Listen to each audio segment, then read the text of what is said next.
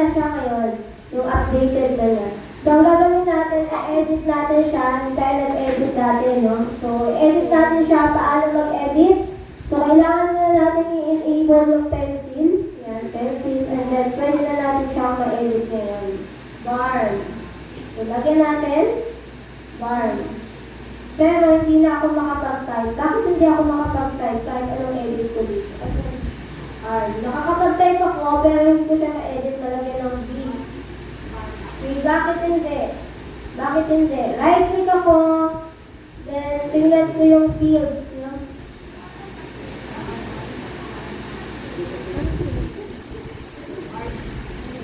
Hindi na po siya R ngayon, kundi bar. Kaya kailangan natin siyang i-edit. Kaya lang ang problema kasi natin dito, hindi na tayo makapag-edit. So, bakit hindi tayo makapag-edit? Dahil, yung fields niya, nakalagay, ayan o, yung string niya ay 3 characters lang. Hindi na tayo makapag-dagdag pa ng ibang characters. So, ang gagawin natin, maglalagay pa tayo ng isang field. No, halimbawa, diba yan? So, ang gagawin ko, mag-add ako ng field. Add field. Ay, sorry, add record. Ba't yung akin nabura? Ha? Nabura yung akin. Kasi sir, double click ka kanina. No? Yun. Ay, Control Z. ay! Yan, halimbawa yan. So, ang gagawin natin, mag-a-add tayo ng field. Pero hindi tayo makapag-add ng field hanggang... Hindi tayo makapag-add ng field na same sila ng pangalan. Dapat magkaiba. So, add new field tayo. Pag-itry natin o region. So, kapag itatype ko dito, region, and then yung integer niya, gawin niya natin siyang text. So, ayan yung character ng ating mga region. Palagay na natin 20. Para hindi tayo kumulang. Pag-click ko ng OK, ano mo sinasabi na? Fail to add field region of type string. Is the field name unique? So, ang ibig sabihin niyan, tatanong niya tayo kung unique ba yung pangalan ng region kasi may na-detect siya na meron ng field na region. Kaya, kapag nag-a-add tayo, dapat hindi siya pareho pangalan ng region. Okay, dapat wala siyang kapareho. Halimbawa, read. Yan. Then text, gawin natin siyang 20. Then pag-click ko ng OK, pwede na tayo maglagay dito ng bar. Okay, so paano? Isa-isahin ba natin to? Paglagay dito, bar, gano'n. Isa-isahin ba natin? Hindi na. Hindi. So, ang gagawin natin, pipiliin muna natin or i-filter muna natin yung R, no? So, paano? Dito sa pinuruan ko kayo kanina paano mag-filter. Dito sa show all features, gawin nyo ay mag-filter tayo. Advanced filter expression. Filter, Region. and then lagay nyo dito R. Enter. So, lalabas dito lahat lang ng region na nasa R. Yan.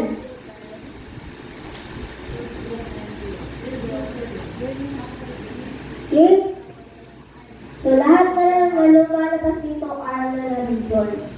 Wala. Nakita? Yes po. Okay, next. So, pag ganyan, Enter mo.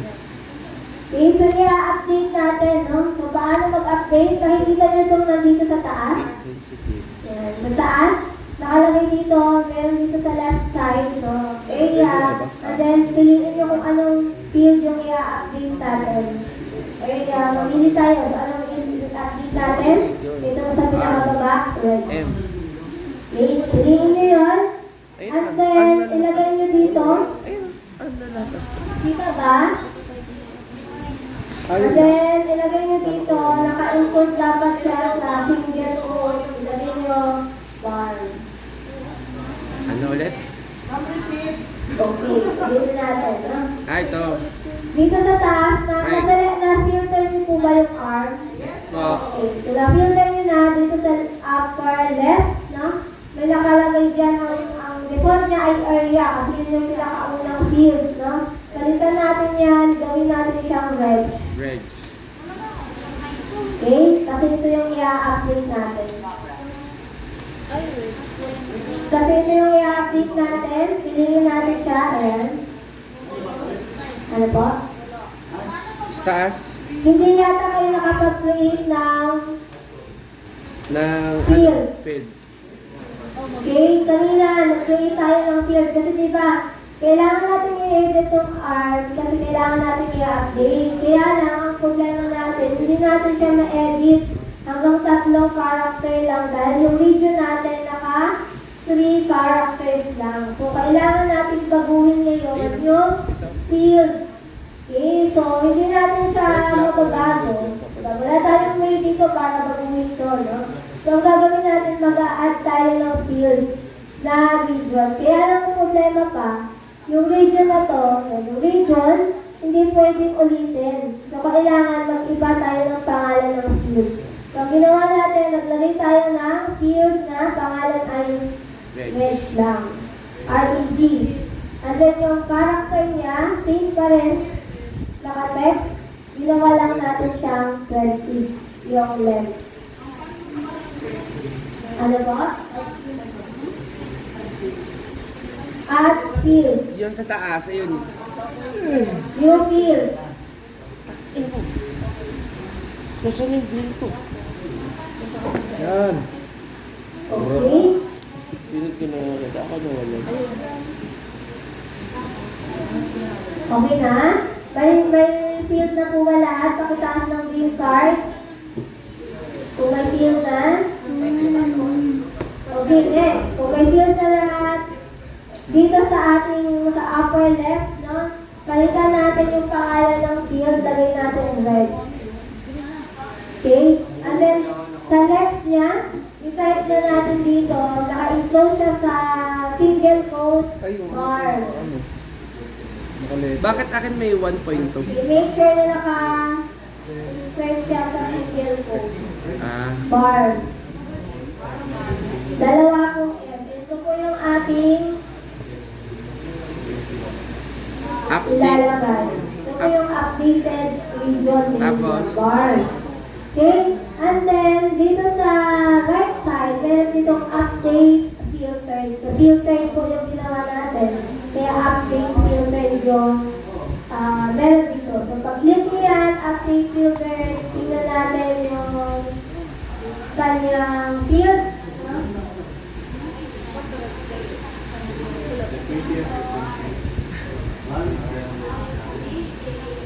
Tingnan natin.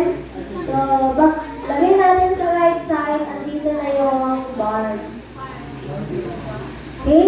Ma'am, ano niya? Ayaw nung akin. Naka-update filter. Naka-filter kayo, sir.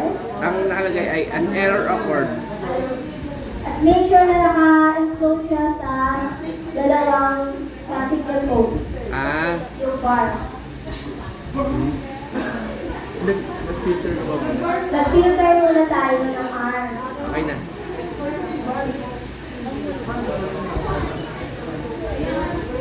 So, kung mapapansin nyo, meron na siyang bar.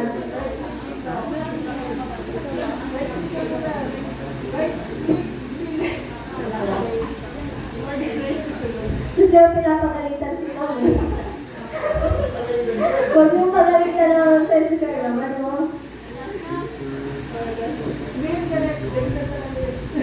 Okay na sa'yo? Bakit?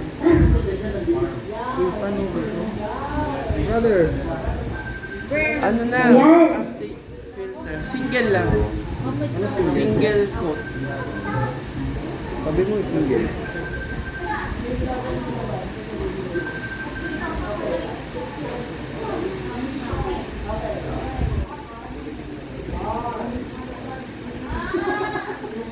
Okay na? Yes. Okay, next. So, ang problema natin, meron pa tayong problema, ang dami namang problema. So, ang problema natin, itong region description niya, ayan, so ilan nga ulit yung character niya? 30 lang. So, kulang naman, ayan, hindi lang, ang nakalagay dito, autonomous region was removed. So, kulang naman ulit. Okay? So, paano yan? Kulang na naman. Baka ano naman tayo ng field.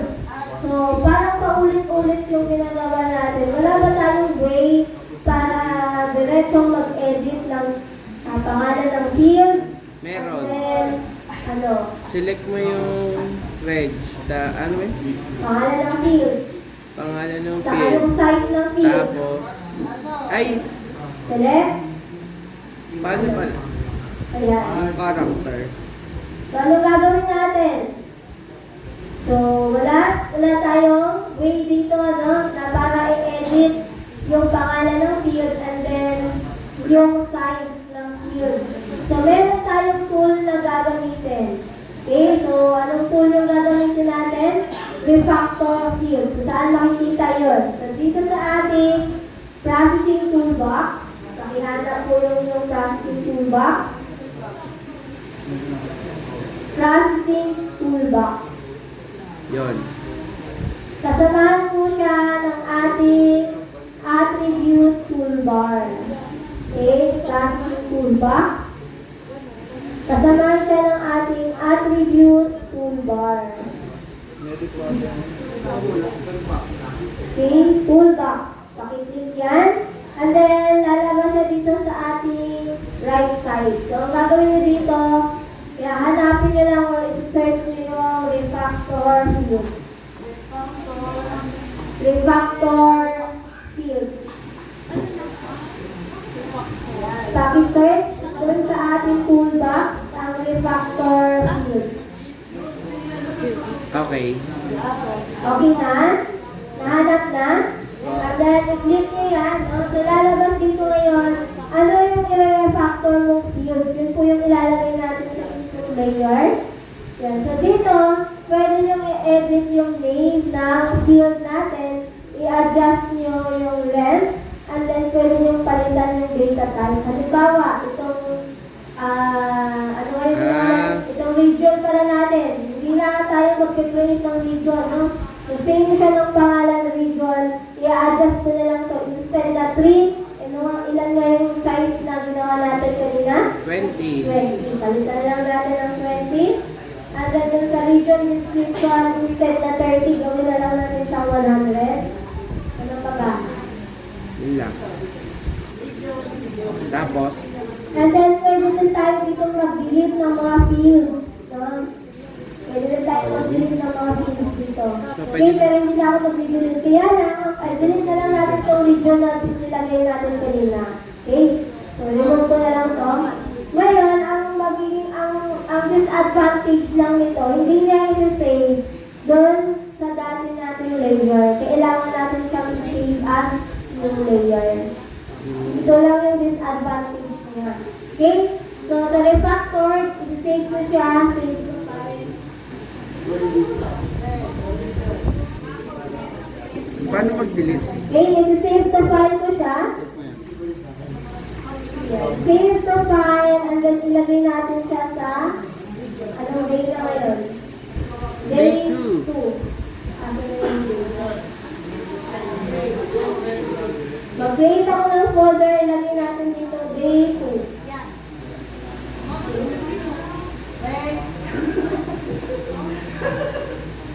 Okay, cancel ko. So, dito sa ating refactor fields, nandito na po ba lahat? Yan. So, nakita nyo kanina, di ba yung ating region kanina, 3 lang yung length niya. So, babaguhin natin yun. Instead na 3, gawin nyo siyang 20. Okay, halimbawa, pwede din natin baguhin itong name, no? Halimbawa, itong field underscore. Tatanggalin ko yung kanyang underscore para field na lang ang may iwan. Okay? And then dito sa region, instead na 3, ginawa ko siyang 20. And then, dito sa ano yun? Region description, instead na 30, ginawa ko siyang 100. Ano po? I-highlight nyo lang siya. And then, dito sa right side, mayroong delete field. Yung I-highlight nyo lang po yung field and then delete field dito sa right side. Yung ginawa natin field kanina, delete red. Okay? Nakuha po ba? Pakitaas ng green card. Green card. Red card. Wala na red card? Okay, sige. Tayo natin yung naka-red card.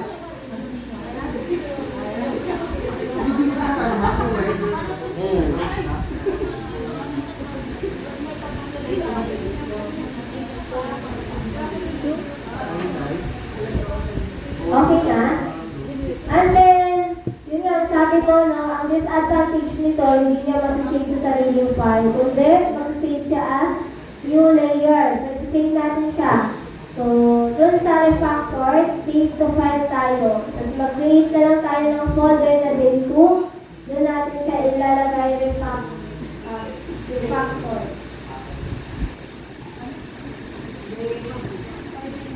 Fill, UTM, Luzon, 911.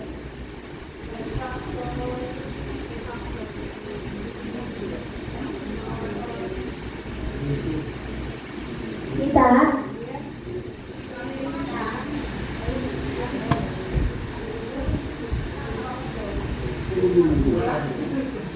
Okay na? Okay, and then, give nyo lang, ay, Ba't nagagawa? Tapos run. Save. save file. Ano oras na? Sige lang, ma'am. Overtime. Extend tayo ng 5 minutes. Yeah, okay lang. Okay lang? Okay lang. Okay na? Yes. And then, click nyo lang yung save and okay. Run. Then, run nyo na. So, ito na po yung ating refactor keys. Na? Okay, so open natin yung attribute table. Yung R natin, pwede nyo na siyang babago, no? Ma-edit. Okay? So, kung titignan nyo, pwede na tayo magdagdag dito ng bar. Yan. So, na-edit na natin, no? Okay, so ang gagawin nyo, ulitin nyo lang ulit yung pag-edit ng arm. So, gawin nyo lang siyang bar. And then, may ipopose kaming exercises. Ha? Ano pong error? Ano? Alo. Bakit? Tapos ang description is The error ka din, sir? wala. Ano error? Ano pong error? Paano may naman? Ay, puki ng inasala. Mali. Hindi, lahat. Maraming po. Ma'am, paano kung ano nagkamali? Ano na ba? Nabago ko lahat kasi hindi ko na filter pa. Ah, yun lang. Ano na gawin? Control din mo nga, sir. Ayaw. Kasi mo na ba? Kaya yun kapag hindi ka pa nakabuo. Ayaw. I-close mo Hindi, lang. close ko lang. Attribute. Oo, huwag mo save. Okay? Wala, hindi na. Nag-barm na lahat. Ano ka na lang sa review sa original sa raw data. Ulit. Okay, so may ipopost kaming activity. Gawin niyo po yun hanggang to 1:30 p.m. Break po muna tayo and then ipopost po kaming activity. Isama niyo po yung arm ha, saka yung bar. Kasama na lang. May ipopost kaming activity. Gawin niyo po yun hanggang 1:30 p.m. Exercise. Kuya Mark. And pwede na tayo mag-break, no? So, make sure na natapos na natin yung activity natin na 1:30 p.m. Ay, hindi po, magaya na ginawa natin kanina, nag-filter muna tayo para nyo lang kayo mag-isa-isa. Kasi kung mag-isa-isa kayo, masyado po marami yan. Sige po, break po muna tayo. Pa-post nga ng recording. Ay, hindi ka naka-record? Pa-post, na-post na? Na-post na? Na-stop na yung recording? Sige po, break po muna tayo.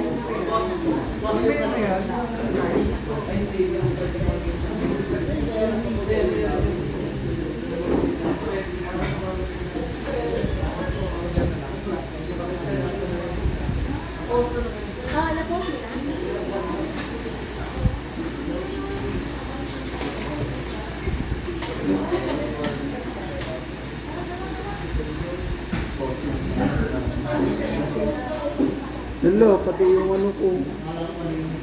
Ito na printer. Kabobo. Diba? Paano ba gawin? Ano ba gawin? Hindi, paano ibalik? Diba, province? Hindi, paano ibalik na? Yung ano? Hindi, wala daw. Ha? No, gawa ko ulit bago.